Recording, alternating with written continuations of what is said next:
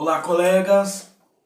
Eu estou fazendo esse vídeo aqui para fazer uma demonstração de algumas coisas que eu aprendi a fazer e eu aprendi mesmo com a dificuldade, né?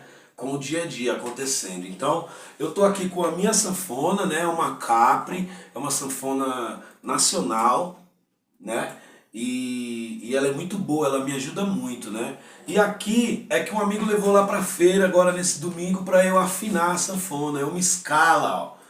Então é uma escalinha, 120 baixo, reduzida, segunda de voz e quarto de voz nos baixos, entendeu? Muito boa. Só que a ideia que eu quero passar nesse vídeo aqui, pessoal, é que é assim, né?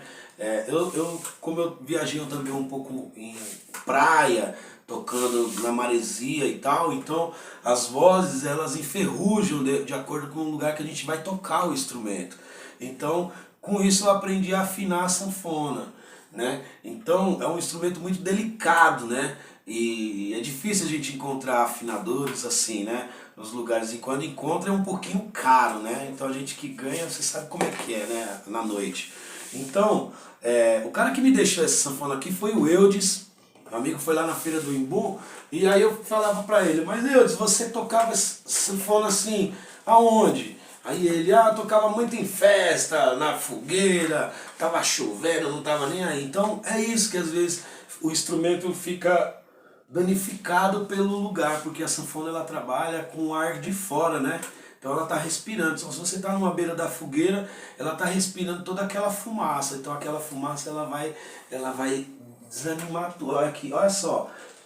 Fica difícil mesmo.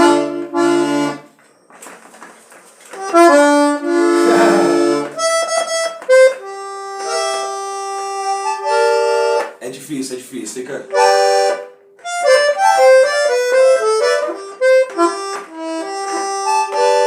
Aí a pessoa não consegue aprender, né?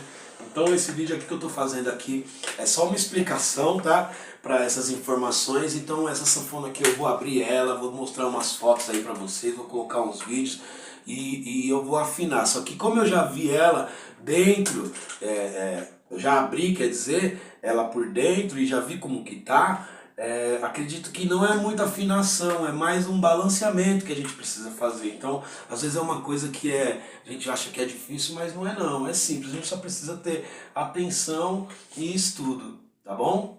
Então, vão me seguindo aí, pessoal, vai curtindo aí os vídeos em todas as redes sociais. Eu prometo trazer mais vídeos para vocês aí, tá bom? Muito obrigado, pessoal, que tá me seguindo. Valeu, tchau!